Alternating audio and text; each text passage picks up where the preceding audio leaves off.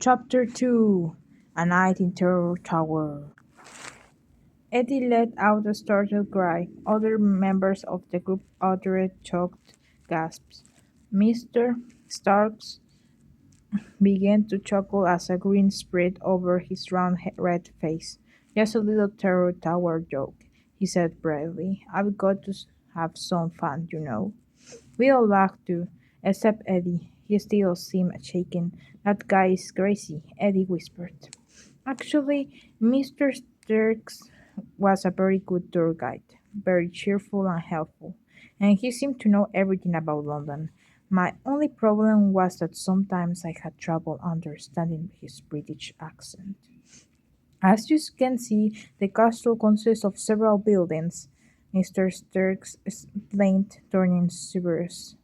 "That long, low building over there served as a barracks for the soldiers." He pointed across the broad lawn.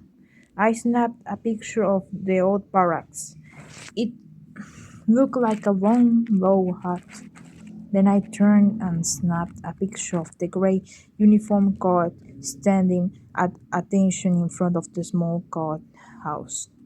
I had several gasps of surprise behind me. Turning back, I saw a large hooded man creep out of the entrance and sneak up behind Mr. Starks. He wore an ancient-looking green tunic and carried an enormous battle-axe. "An executioner!" He raised the battle-axe behind Mr. Starks. "Does anyone here need a very fast haircut?" Mr. Starks asked casually, without turning around. "This is the castle barber." We all laughed. The man in the green execution costume took a quick bow, then disappeared back into the building. "This is fun," Edith whispered, but I noticed he was clinging very close to me. "We're going to enter the torture chamber first," Mr. Starks announced. "Please stick together."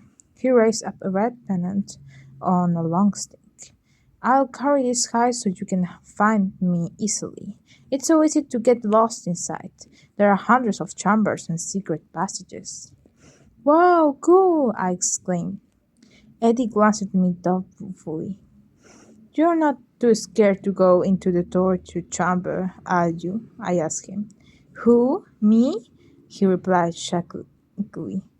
"You will see some very unusual torture devices," Mr. Starks continued. "The wardens had many ways to inflict pain on their poor prisoners. We recommend that you do not try them at home." A few people laughed. I couldn't wait to get inside. "I ask you again to stick together," Mr. Stakes urged as the group began to file through the narrow doorway into the castle. My last tour group was lost forever in there. Most of them are still wandering the dark chambers. My boss really scolded me when I got back to the office. I laughed at the lame joke. He had probably told it 1,000 times. At the entrance, I raised my eyes to the top of the dark tower. It was solid stone, no windows except for a tiny square one near the very top. People were actually imprisoned here, I thought. Real people, hundreds of years ago.